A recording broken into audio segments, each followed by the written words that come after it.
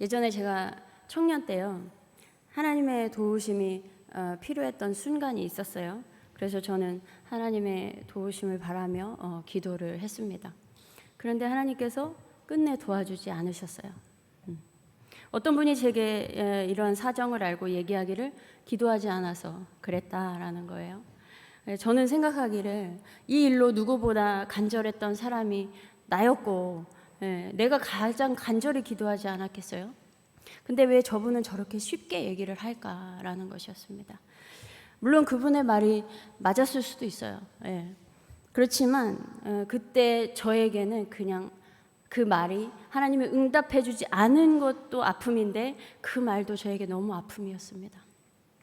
이렇게 우리가 신앙생활을 하면서 기본적으로 자리 잡고 있는 원리는요, 기도해야 응답받는다, 기도하지 않았기 때문에 응답받지 않았다, 하나님 말씀에 순종하면 복을 받는다, 하나님 말씀에 순종하지 않으면 벌을 받는다 라는 것입니다. 우리의 의식 속에 이러한 이분법적인 구조가 대부분 차지하고 있어요.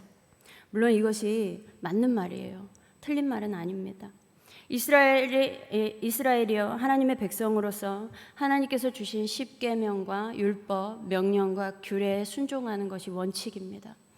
그리고 신명기 28장에서 순종하여 받는 복과 불순종하여 받는 저주에 대해서 말씀하고 있죠. 또한 하나님께서 실제로 그렇게 역사하고 계셨어요. 태초에 하나님께서 세상을 선하게 창조하셨지만 아담은 하나님께서 말씀하신 그 말씀을 불순종해서 사망이 세상에 들어오게 하였고, 사람들의 그 불순종으로 대홍수 심판을 거치고 바벨탑이 무너지기도 했고요. 바벨탑 사건으로 흩어지기도 했고요. 사람이 마음에 계획하는 것이 이렇게 항상 악해서 하나님께 불순종했기 때문에 심판을 피할 수 없었습니다. 그 후에도 하나님의 권능으로 이스라엘을 출애굽시키셨는데 3개월 만에 이스라엘은 시내산에서 금송아지 우상을 숭배했어요. 이로 인해 많은 이스라엘 백성이 심판을 받았습니다. 또한 이스라엘 백성이 하나님의 말씀을 믿지 못하였기 때문에 40년 광야 생활을 해야만 했고, 약속의 땅을 정복해 들어갔지만 아간의 범죄로 인해 실패를 맛보기도 했어요. 성경의 역사 속에 하나님의 백성이 이렇게 불순종함으로 받은 심판과 저주가 많이 기록되어 있습니다.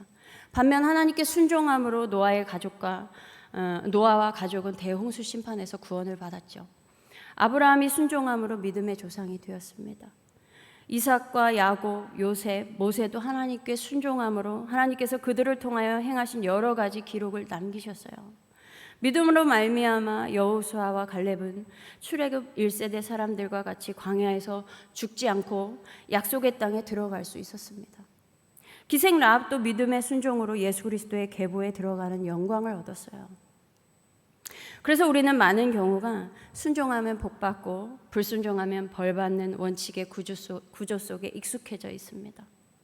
그래서 누군가 복받고 있다는 것을 보게 되면 하나님에 대해서 신실한 신앙을 갖고 있구나, 하나님께 순종해서 그렇구나 라고 우리는 보통 생각을 합니다. 반면 누군가 고난과 환난을 겪을 때면 하나님께 불순종했기 때문에 어려운 일을 당하는구나 라고 생각합니다. 그러나 우리가 살아가는 인생은 그렇게 단순하지 않습니다. 복잡해요. 그래서 이렇게만 생각하기에는 많은 경우가 오류를 범할 때가 많아요.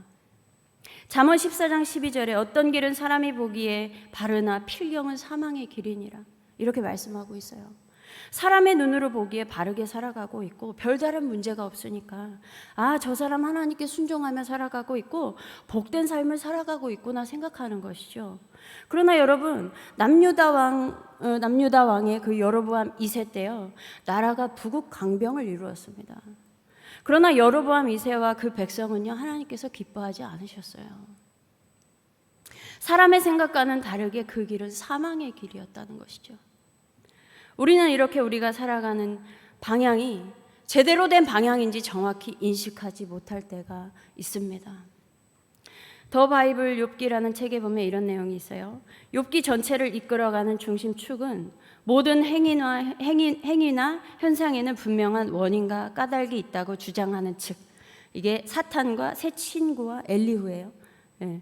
그래서 우리에게 일어나는 모든 현상들이 이유가 있어서 원인이 있기 때문에 그러한 결과가 발생한 거다. 불순종했기 때문에 이렇게 하나님께 혼나는 거야. 순종했기 때문에 이렇게 복 받는 거야. 이런 원인과 결과가 발생한다는 거죠. 이걸 주장하는 측이 사탄과 새 친구와 엘리후고요. 또한 반면에 모든 일에 반드시 원인과 까닭이 있는 것은 아니거나 혹은 있다 하더라도 인간은 그 원인과 까닭을 알 수 없다고 주장하는 측이 욥과 하나님이라는 거죠. 다 원인과 그 이유가 있어서 그렇게 발생한 게 아니다 라는 것입니다. 그렇기 때문에 이러한 순종하면 복받고 불순종하면 저주를 받는다는 원칙만을 우리의 삶에 일어나는 일에 무조건 적용을 한다면 하나님께서 의롭다고 인정하고 있는 욥이 왜 그러한 일을 당했는지 해석할 수 없는 거예요. 우리의 인생도 제대로 해석할 수 없는 것입니다. 우리가 잘 알듯이 법 없이도 살 사람인데도 사고를 당하기도 하고 재앙을 만나기도 해요. 예수님 잘 믿고 모범이 되는 모습으로 살아가는데도 원치 않는 질병을 만나기도 합니다. 반면 악인들은 평안하게 잘 살아가는 사람들도 있고요. 재물의 복도 그렇게 많이 받는 분들도 있고 장수하기까지도 해요. 또한 전도서 7장 14절에요. 악한 사람이 받아야 할 벌을 의인이 받는가 하면 의인이 받아야 할 보상을 악인이 받는다라고 말씀하고 있어요. 죄인인 우리가 받아야 할 벌을요, 아무 죄도 없으신 예수 그리스도께서 받으신 것과 같은 것이죠. 그는 실로 우리의 질고를 지고 우리의 슬픔을 당하였거늘 우리는 생각하기를 그는 징벌을 받아 하나님께 맞으며 고난을 당한다 하였노라. 그가 찔림은 우리의 허물 때문이요 그가 상함은 우리의 죄악 때문이라. 그가 징계를 받음으로 우리는 평화를 누리고 그가 채찍에 맞음으로 우리는 나음을 받았도다. 우리는 다 양 같아서 그릇 행하여 각기 제 길로 갔거늘 여호와께서는 우리 모두의 죄악을 그에게 담당시키셨도다. 우리가 받아야 하는 찔림과 상함과 징계와 채찍 맞음을 예수께서 대신 당하신 거예요. 죄인인 우리는 평화와 치유라는 보상을 받았습니다. 악인인 우리가 벌을 받아야 하는데 오히려 보상을 받았어요. 전도서 7장 15절에는 의롭게 살다가 망하는 의인이 있는가 하면 악한 채로 오래 사는 악인도 있더라 라는 것이죠. 남유다 왕국에서 가장 악한 왕이 므낫세였어요. 근데 남유다 역사상 55년이라는 가장 긴 시간을 집권했습니다. 예수님의 계보에도 올라 있어요. 하나님께서 싫어하시는 것은 다 했어요. 골라서 다 했어요. 모든 이 세상에 안 좋은 것들은 다 골라서 했는데 그렇게 오랫동안 통치자의 자리에 있었습니다. 반면 예수 잘 믿고 성령이 충만했던 사도들은요, 예수님의 길을 따라 모두가 순교했어요. 이 세상의 것을 배설물로 여기며 예수님을 아는 가장 고상한 지식으로 만족했던 바울도요, 그 모진 고난을 당하기를 수없이 하다가 순교했죠. 하나님께서 사탄에게까지 그의 의로움을 자랑하고 싶었던 욥은 자식도 모두 잃고요, 전 재산도 모두 잃었습니다. 그리고 육신의 질병까지 얻었어요. 온전하고 정직하여 하나님을 경외하며 악에서 떠난 자였는데도 불구하고 집안에 재앙이 임했습니다. 재앙이 4가지가 임했어요. 그 재앙 중에 2가지는 외국인들의 습격에 의한 것이었고 2가지는 천재 지변에 의한 것이었습니다. 첫 번째는 스바 사람들이 갑자기 들이닥쳐서 가축들을 빼앗아가고 종들을 칼로 쳐서 죽였어요. 2번째는 하늘에서 하나님의 불이 떨어져서 양떼와 목동들을 살라버렸습니다. 3번째는 갈대아 사람 세 무리가 갑자기 낙타떼에게 달려들어서 모두 끌어가고 종들을 칼로 쳐 죽였어요. 4번째는 모든 자녀들이 맏아들 집에서 음식을 먹고 있는데 이 자녀들도 얼마나 사이가 좋았는지 몰라요. 생일 때마다 잔치를 벌이면서 다 같이 모여서 식사하고 나눴어요. 자녀들도 사이가 너무 좋았습니다. 그런데 갑자기 광야에서 광풍이 불어와가지고 그 집 내 모퉁이를 내리치면서 집이 무너지면서 다 죽게 되었어요. 이렇게 원인도 모르고 이유도 모르는 재앙이 욥에게 임했습니다. 그럼에도 욥은 일어나 슬퍼하며 겉옷을 찢고 머리털을 민 다음에 머리를 땅에 대고 엎드려 하나님을 경배하며 찬양했어요. 겉옷을 찢고 머리털을 미는 행위는 깊은 슬픔과 애도를 표현하는 것인데 욥은 깊은 슬픔이 있었던 거예요. 그 일이 얼마나 이게 깊은 슬픔, 이 단어로도 표현을 못하는 그 상황인 거죠. 그럼에도 하나님께 경배했다는 거예요. 이에 더하여 사탄은 욥을 더 시험해서 악성 종기로 고생하게 하였습니다. 욥을 찾아온 친구들은 욥의 모습을 보고 난 후에 한동안 아무 말도 할 수 없었죠. 너무 처참한 거예요. 그러나 그 이후에 말하기를 이러한 일이 생긴 것은 욥 너가 죄를 지었기 때문이다 라는 것이죠. 순종하면 복을 받고 불순종하면 저주를 받는다는 이 원칙을 주장하는 것이었어요. 이것은 욥의 친구들과 같이 우리도 대부분 이러한 오류를 범할 때가 있습니다. 그러나 욥은 나의 죄 때문이 아니라 이 일은 하나님의 주권 아래에서 하나님의 뜻에 따라 발생한 일이라는 것을 얘기합니다. 여러분, 우리 인생에도 나의 삶의 모습과 상관없이 원인을 알 수 없는 불명확한 고난과 환난이 닥칠 때가 있습니다. 그리고 원인이 있다고 해도 우리는 정확히 알 수 없을 때가 많아요.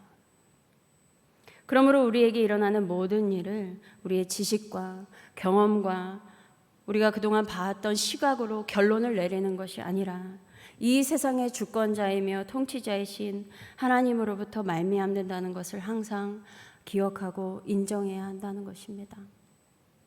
이사야 45장 7절에 나는 빛도 짓고 어둠도 창조하며 나는 평안도 짓고 환난도 창조하나니 나는 여호와라 이 모든 일들을 행하는 자니라. 그렇기 때문에 우리 인생에서 발생하는 모든 일들은 하나님 안에서 해석되어야 하는 것입니다. 그런데 다 해석되지 못하고 해석하지 못하고 이해하지 못하더라도 우리는 계속 믿음으로 살아가야 하는 것이죠. 때로는 우리에게 발생한 생사화복에 대하여 어떤 지혜자가 나타나서 자신이 그것의 원인에 대해서 알고 있다고 주장하여도 실제로는 그 원인을 다 규명할 수도 없고 하나님의 뜻을 정확히 알 수도 없다는 것입니다. 여러분, 말씀을 정리하면요, 우리는 신앙생활을 하면서 발생한 일들에 대해서 원인을 늘 찾으려고 합니다. 그 이유에 대해서 알고 싶어 해요. 그리고 의미를 찾고 싶어 합니다. 그리고 발생할 일들에 대하여 대부분 생각하기를 내가 죄를 지었기 때문에 이러한 고통과 환난이 일어났다. 아니면 내가 순종했기 때문에 이러한 복이 임했다라는 결론을 내리려고 합니다. 그리고 그동안의 지식과 경험으로 다른 사람에게도 이러한 진단을 쉽게 해주는 거예요. 그러나 이러한 것은 많은 경우가 많은 사람들이 상처받아요. 예. 여러분, 우리의 인생은 다 똑같지가 않죠. 예. 비슷한 것 같으나 모든 원칙을 각자의 인생에 똑같이 적용할 수도 없고 해석할 수도 없습니다. 어떤 사람에게는 허락된 것이 어떤 사람에게는 허락되지 않을 수 있어요. 이와 같이 우리 각자의 인생이 다 다르기 때문에 모든 일의 일반적인 원리를 모두에게 똑같이 적용하고 해석할 수 없는 것입니다. 물론 원칙이 없다는 건 아니에요. 분명히 하나님께서 심어두신 말씀이 있고 분명히 있겠지만 우리의 삶에는 예외가 많이 발생하는 것이죠. 다만 우리가 알아야 할 것은 하나님께서 주신 원칙이 있을지라도 하나님은요, 그 원칙에서 벗어난 예외까지도 하나님께서 모두 주관하고 있다는 것입니다. 그것을 인정하며 한 치 앞도 모르는 우리의 삶을 하나님께 맡기며 살아가시기 바랍니다.